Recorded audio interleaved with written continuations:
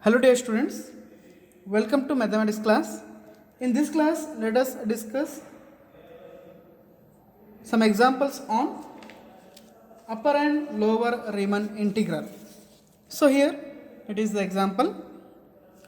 A function f is bounded on the closed interval ab. Then show that the first one is when k is a positive constant, then integration over a to b bar k into f dx equal to k into integration over a to b bar f dx, and bar a to b kf dx is equal to k into integration over bar a to b f dx. And the second one is when k is a negative constant, then integration over a to b bar k into f dx equal to k into integration over bar a to b f dx, and bar a to b kf dx equal to k into a to b bar f dx. So, and also deduce that if f is integrable on the closed interval ab, then so is kf. So here it means that if f is Riemann integrable function, then we need to prove that k into f is also a Riemann integrable function, where k is a constant and integration over a to b kf dx equal to k into integration over a to b f dx. So here if kf is integrable function, then its common integrable value is equal to k into integration over a to b f dx. So let us prove this one. Consider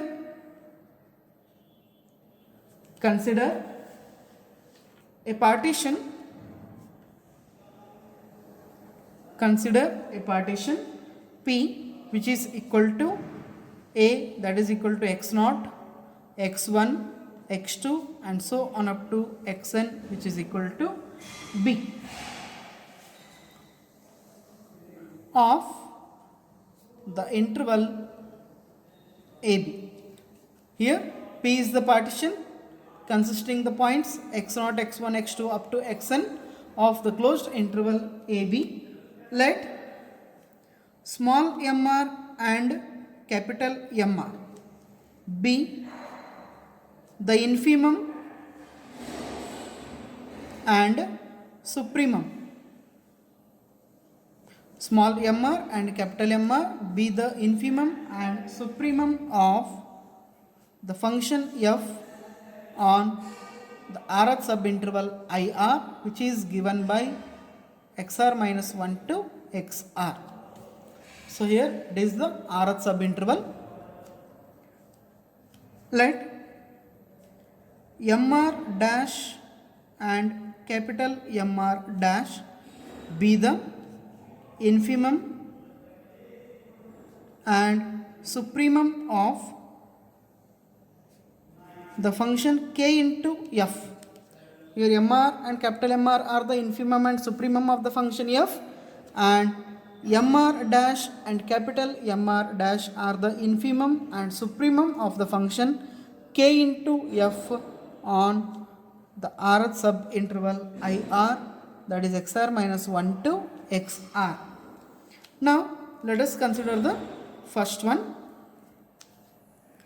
So the first means here this one, when k is a positive constant, then we need to show that upper Riemann integral, that is a to b bar kf dx equal to k into integration over a to b bar f dx, means upper Riemann integral of the function kf is equal to k into upper Riemann integral of the function f. That is the meaning of this statement. Since k is greater than 0, because that is a positive constant, small mr dash is equal to k into mr. So here, since k is constant, here small mr is the infimum of the function f and mr dash is the infimum of the function kf. So therefore we can write that mr dash, that is the infimum of kf, that is equal to nothing but k into infimum of the function f, that is equal to k into mr. And similarly capital mr dash can be written as k into capital mr. So that is the supremum of the function kf, that is given by k into mr.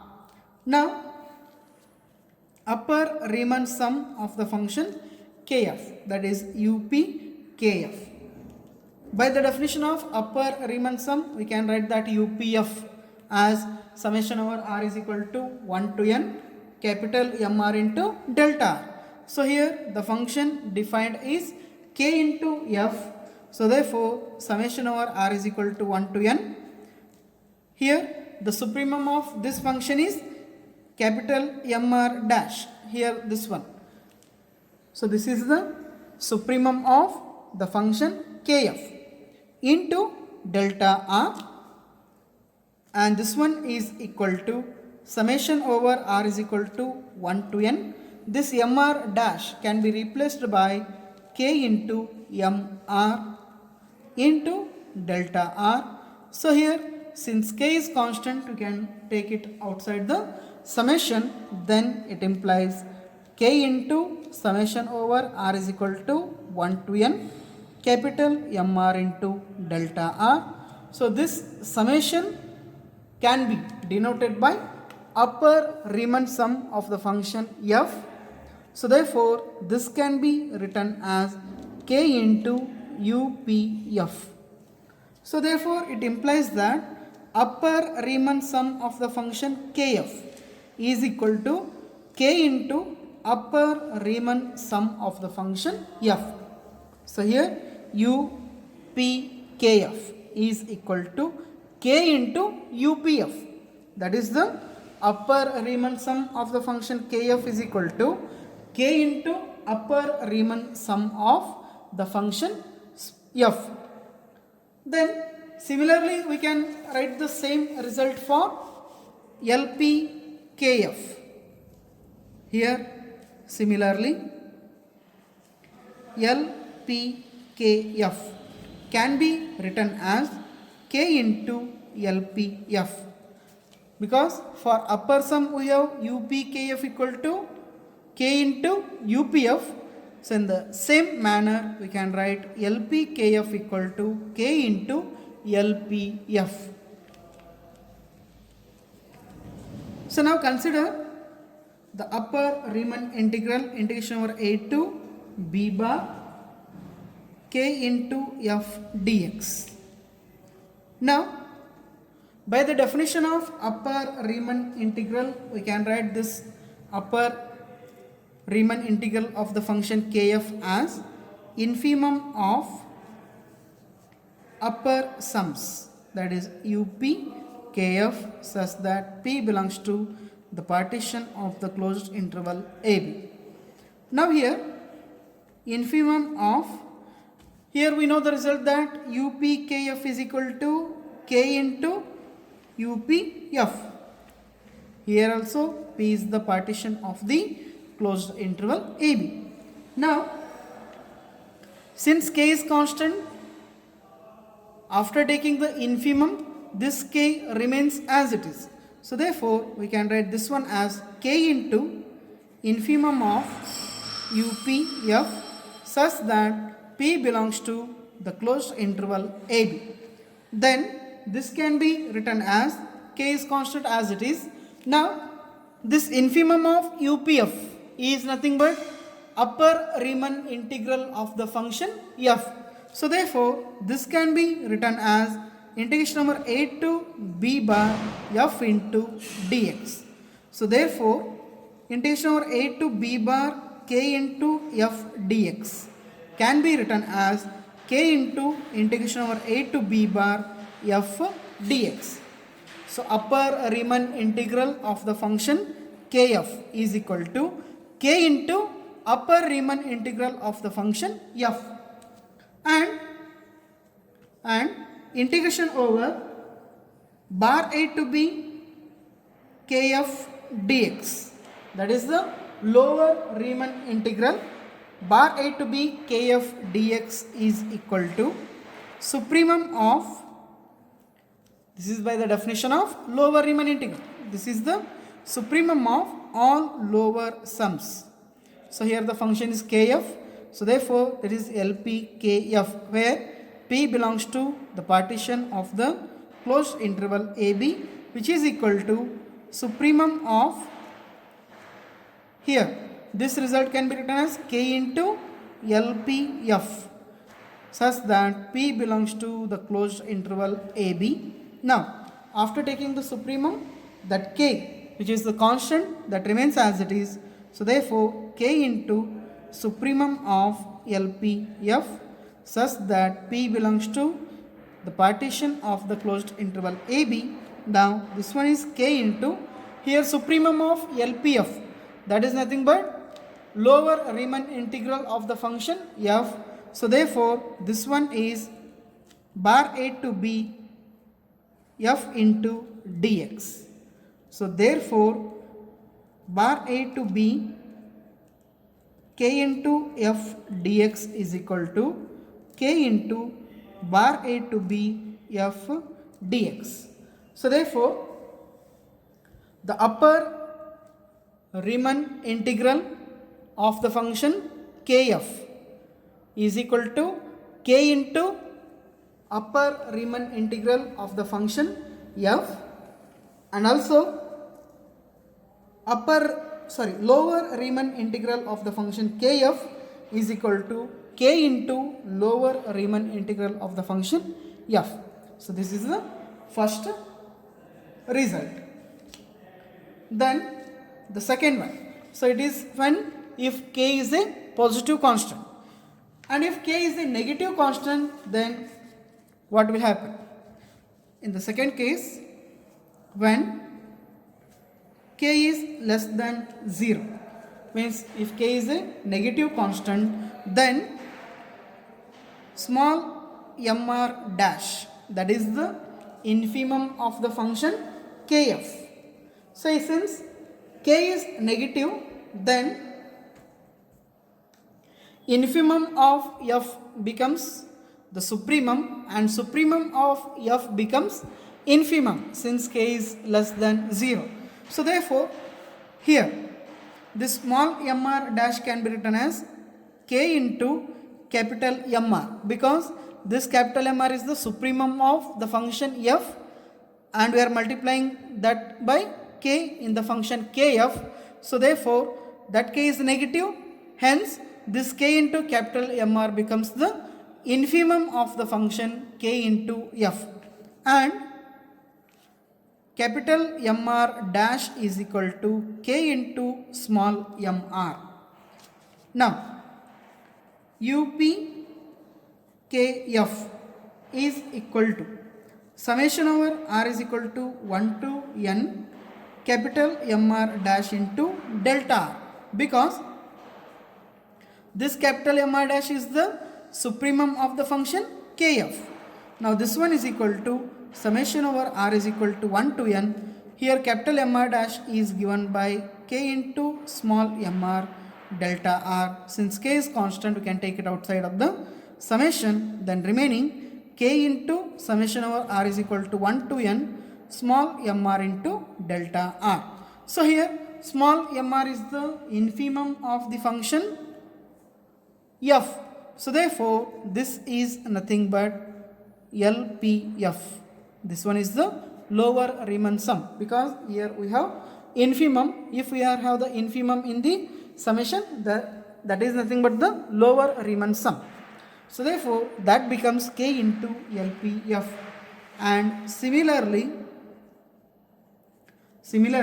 we can write LPKF is equal to k into UPF, because when we have UPKF, we have k into LPF.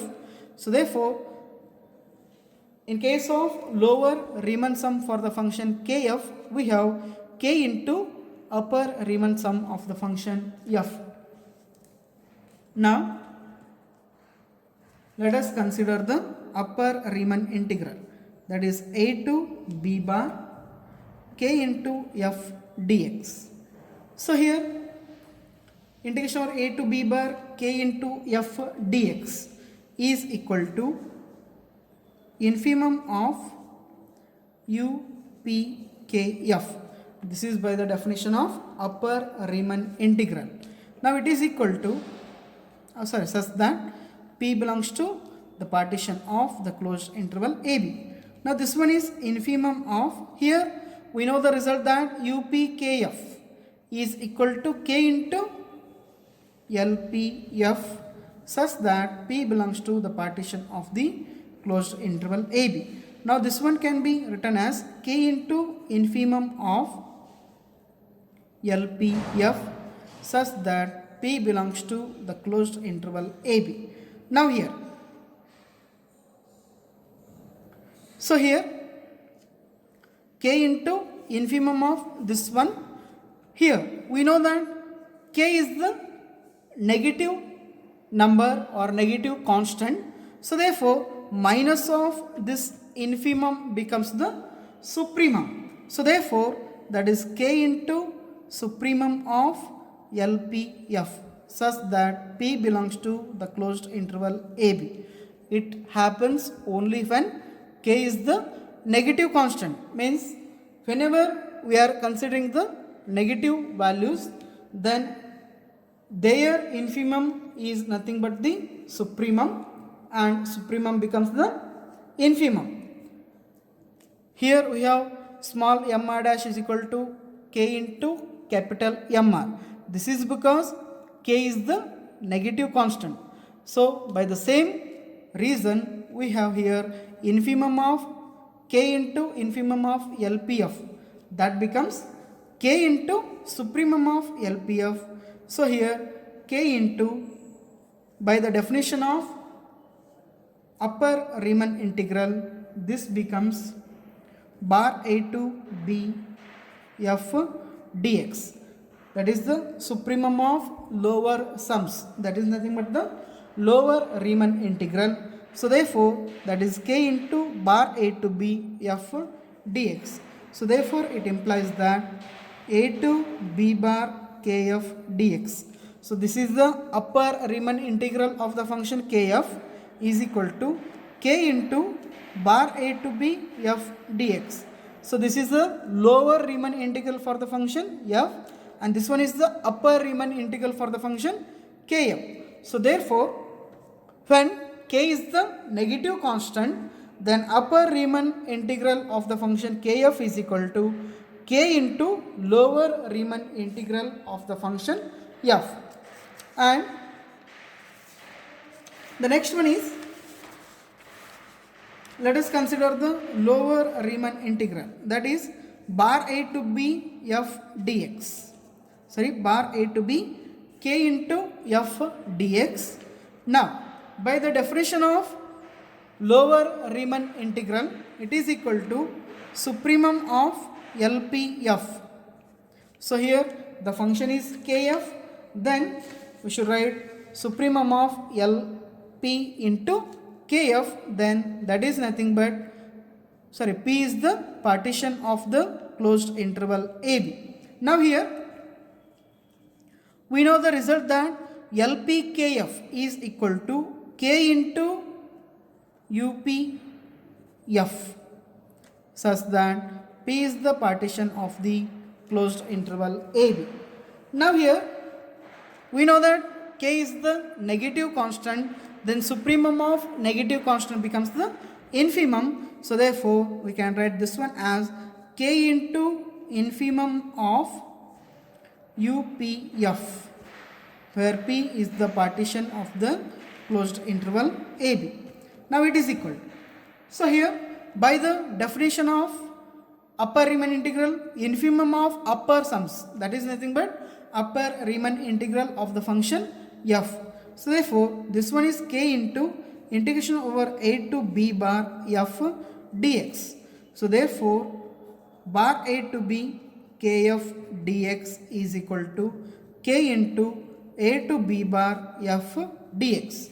So this result is nothing but lower Riemann integral of the function kf is equal to k into upper Riemann integral of the function f.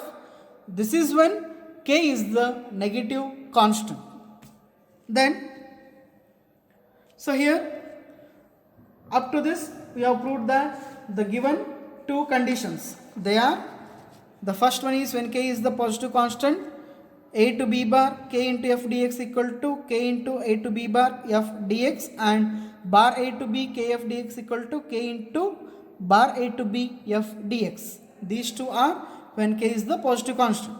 And in the second one, when k is the negative constant, integration over a to b bar k f dx equal to k into bar a to b f dx, and bar a to b k of dx equal to k into a to b bar f dx.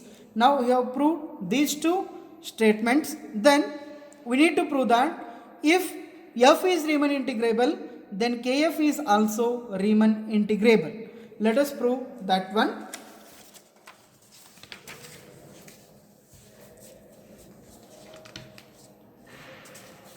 So here, given that it is the continuation part of the same example, given that f is R integrable on the closed interval AB, then by the definition of Riemann integrable function, we can write that integration over a to b bar f dx equal to integration over bar a to b f dx is equal to integration over a to b f dx. So means here upper Riemann integral is equal to lower Riemann integral, and the common value of these two is given by integration over a to b f dx. Now from the first result that we have proved, we can write that integration over a to b bar k into f dx is equal to k into integration over a to b bar f dx. So here this can be written as k into integration over a to b f dx, because here it is given that f is Riemann integrable, then integration over a to b bar f dx can be written as integration over a to b f dx, and similarly integration over bar a to b kf dx can be written as k into integration over bar a to b f dx is equal to k into again bar a to b f dx can be written as a to b f dx. So therefore integration over a to b f into dx. So here these two values are one and the same, then the corresponding LHS must be same. They are, it implies that integration over a to b bar kf dx equal to integration over bar a to b kf dx, because here in the first result a to b bar kf dx equal to k into integration over a to b f dx, and here also bar a to b kf dx equal to k into integration over a to b f dx, means these two values are same, then the corresponding LHS, these two must be one and the same. So here this a to b bar kf dx is nothing but upper Riemann integral of the function kf, and this is the lower Riemann integral of the same function, and here it means that both lower and upper Riemann integrals of the function kf are one and the same. It implies that the function kf is R integrable. The function kf is R integrable on the closed interval AB. And if the function is R integrable, then its common value is given by integration of a to b kf dx. So therefore this is the common value of these two. Now this can be written as k into integration over a to b f dx. Here, integration over a to b kf dx equal to what? Any of these two. Either it may be equal to lower Riemann integral or upper Riemann integral, because these two are one and the same.